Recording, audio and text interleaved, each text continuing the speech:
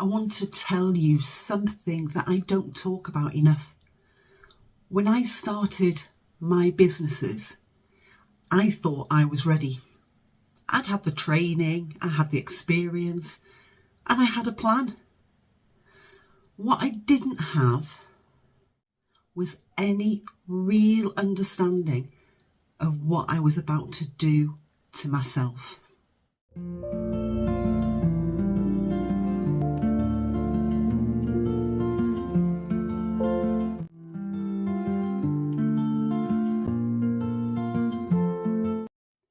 Because starting a business doesn't just test your strategy.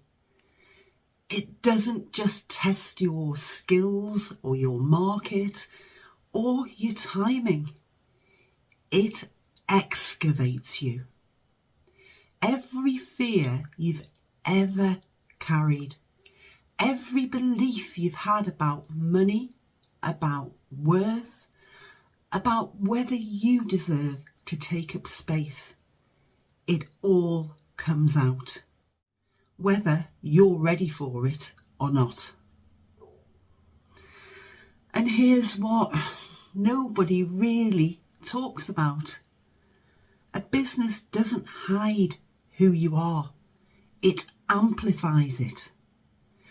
So today we're going to talk about that, about what it actually takes, not just to start, but to keep going, and why the most important investment you ever make in your business is understanding yourself. I've been saying for years that starting a business is like giving birth, and people laugh. They think it's just a metaphor, but it really isn't. Think about it. There's a conception, the idea that won't leave you alone, that you get so excited about, the one that wakes you up at 3 a.m. Then there's an incubation where you carry it around quietly. You don't tell anybody before the world really gets to have an opinion on it. Then there's the birth, the launch, and the exposure and the vulnerability that comes with it. I talk about imposter syndrome in another video. Then the early years, when nothing quite works out the way you planned and you wonder constantly if you're doing it right. When they lose the teeth, the falling down, the growing pains. Then adolescence, where it starts to have its own ideas and push back against everything that you think it should be. And eventually, if you've done it well, the independence, where it no longer needs you in the same way. And that can be scary. And at every single stage of that journey, who you are underneath it all determines what happens next. We're going to walk through these stages today because I think most of us, especially the strong ones, the ones who back themselves, go into business completely blind to the emotional minefield that we're stepping into. In none of the business videos does it ever talk about it, the emotional background. So that's just it. Nobody's ever told us. Before we go through the stages, I want to name something. Every stage of building a business has what I call a blind spot, a hidden emotional driver that, if you don't know it's there, will make decisions for you. These won't be strategic decisions. They'll be emotional ones, dressed up as strategic ones. Think about underpricing. Now, this looks like a marketing strategy, but it is actually a poverty mindset. The over-preparation that looks like due diligence, but is actually a fear of being seen. The wrong person that you employed that looked like a good decision, but was actually your unresolved need to be liked. You don't just build a business, you build a mirror. And without the self-awareness, that mirror will show you things you weren't ready to face.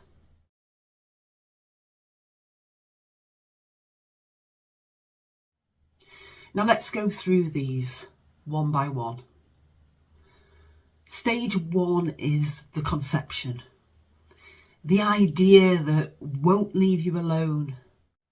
Every business starts with a feeling. Not a plan, a feeling. A solution to a problem that really affects yourself. And it's the idea that won't leave you alone, the one that you keep coming back to, and the one that makes you feel, just for a moment, like it could be real. And strong people are particularly vulnerable here because we back ourselves. We're not afraid of hard work. We believe we can figure it out. And here's the blind spot. Passion without values clarity is just expensive enthusiasm. If you don't actually know what you stand for, if you haven't asked yourself what matters, what you won't compromise on, what kind of life you're actually trying to build, you can end up starting something that looks right on paper but feels wrong from day one. I've seen people build brilliant businesses that slowly hollowed them out because they never stopped to ask whether the business they were building was actually the life they wanted. You've got to know your values before you name your business, not after. Number 2, why you don't tell anyone. It's something interesting when most people are developing a business idea. They don't tell anyone. They say it's because it's not ready. They say they need to think it through more. They say they don't want people to steal the idea. And sometimes that's true. But a lot of the time, it's fear of judgment. And underneath that, fear of success. Because if you tell people, it becomes real. And if it becomes real, it can fail. And if it fails, you have to feel that in front of everyone. And having gone through bankruptcy, I know how much that hurts. So we incubate it indefinitely. We protect the idea by never exposing it, and we call it being thorough. Over preparation is sometimes just procrastination with better lighting. Ask yourself, honestly, are you still planning because you're not ready? Are you still planning because you're afraid of what happens when you are? We go on to an exciting bit, stage 3, the birth or the launch. What I think of as the vulnerability hangover. Launch day. You've prepared, you've planned, you've told yourself you're ready. And then you hit publish or open the doors or send the email and you want to be sick. And this never goes away. I'm just about to publish my first book. And yeah, I can tell you, it still feels the same. Because nobody warned you about the vulnerability hangover. That feeling after the launch where you just want to take the whole thing back. where you refresh your inbox obsessively and you can't decide if silence means no one cares or everyone thinks you're ridiculous. And this is where the poverty mindset shows up. And I will talk a lot about this because it's so relevant in business. Because you priced it low, just in case. Because you apologised in the copy, just to manage expectations. Because you gave so much away for free, just to prove that you are worth something. You launched, but you launched small, smaller than the idea deserved.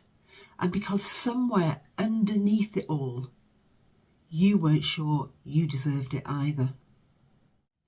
Your pricing isn't a marketing decision. It's a statement of self-worth. Stage 3. Now this is when self-doubt dresses up as logic. The first year of a business is brutal.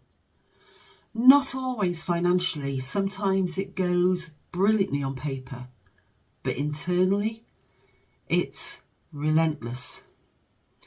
Nothing works exactly as you planned it.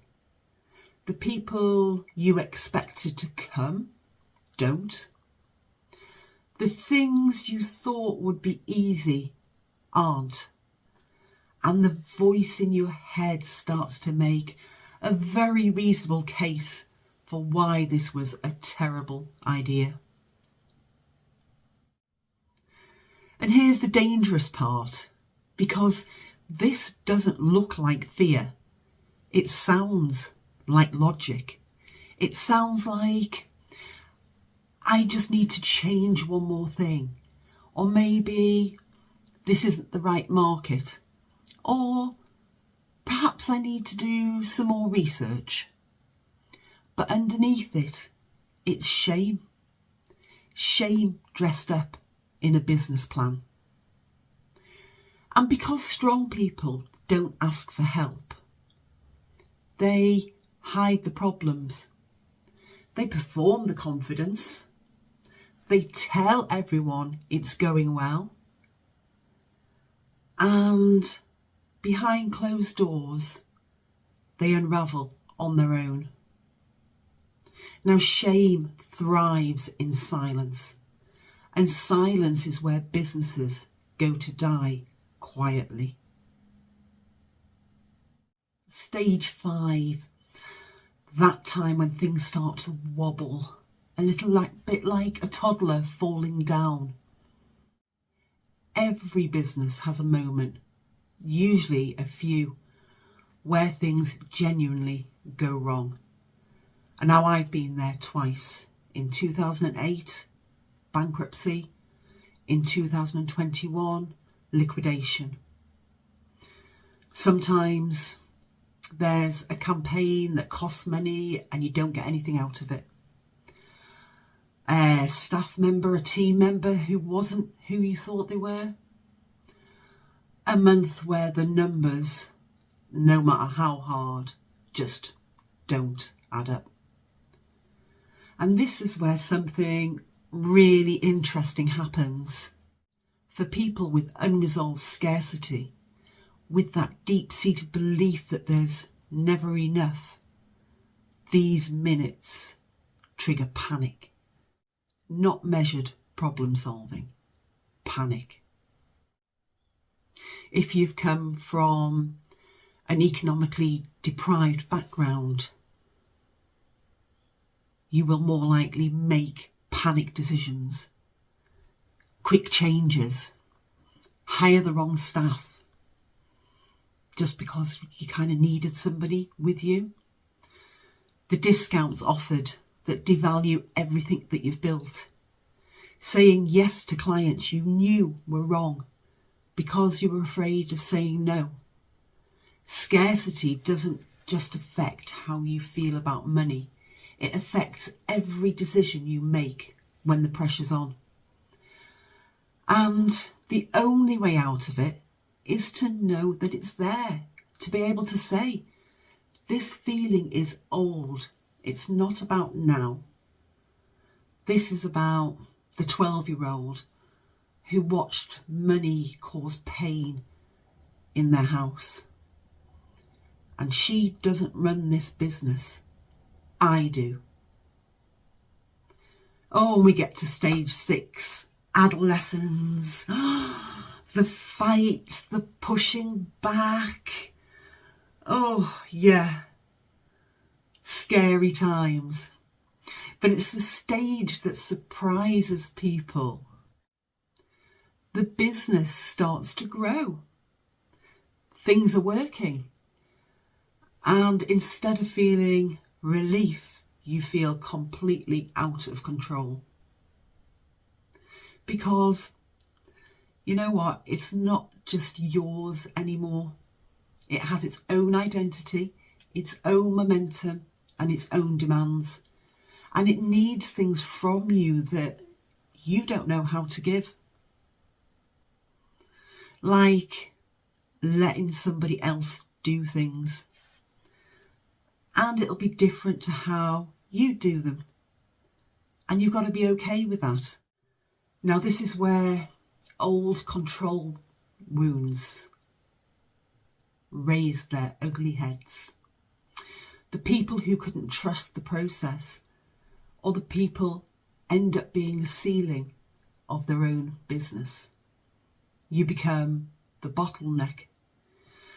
Not because your business isn't good enough to grow, but because you're not yet willing to let it. Now, the question at this stage isn't, who do I employ? It's, why do I find it so hard to let go? And for me personally, it was when Julie stopped being the mobile crash company, and the mobile crash company became its own entity.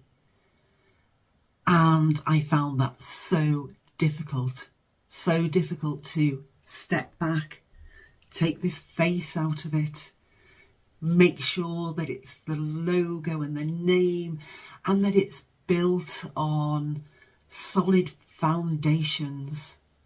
But it's still a lack of control when you have to let it go. When the young person leaves home effectively.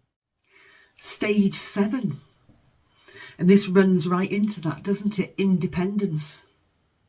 Because if you've done the work, there actually comes a point where the business doesn't need you in the same way. And really that should feel like a triumph. For a lot of people, including me, it feels like a loss. Because somewhere along the way, and probably without noticing, you became the business. Your identity fused with it. Your worth got tangled up in it. And your sense of purpose lived inside it. And now it's asking you to step back. And you don't quite know who you are if you do. This is the final blind spot. And it's the one that catches the most capable people completely off guard. When COVID came, my second company, had to go into liquidation. And I'd become so entangled as part of it that it did feel like grief. And what I learned is you're not your business. You are always way more than the thing that you built. So, 7 stages, 7 blind spots, and all of them rooted in the same thing: a lack of self-awareness. Not stupidity, not bad luck, just not knowing what was driving the bus. And that's what the brilliant brain compass is about.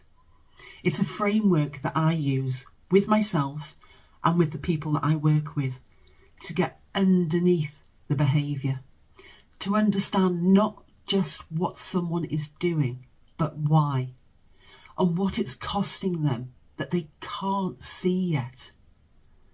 It has 4 pillars. These 4 things, your biology, your psychology, your environment, and your behaviour, they shape everything. Your relationship with risk, with money, with visibility, with failure, with the people that you hire, the clients you choose, the prices you set. The compass doesn't judge, it orientates. And when you know which direction you're actually pointing in, you can start making decisions that are genuinely strategic instead of emotional ones in a very convincing disguise.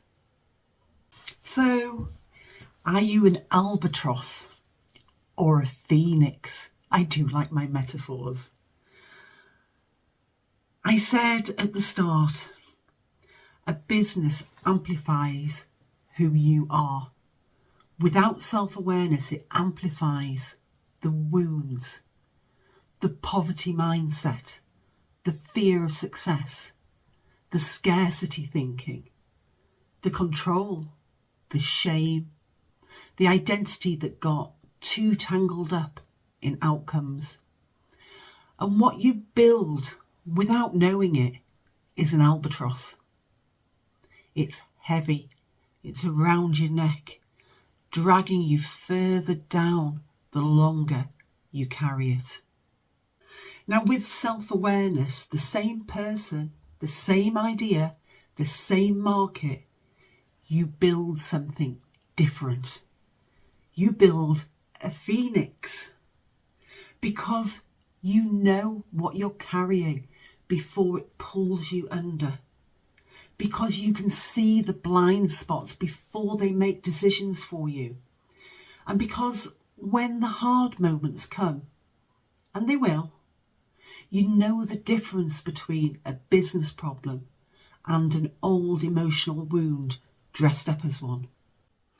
When I look back at the mobile crash company, the coaching den, and everything that I got wrong in the early years, and everything I eventually got right, it wasn't strategy that made the difference.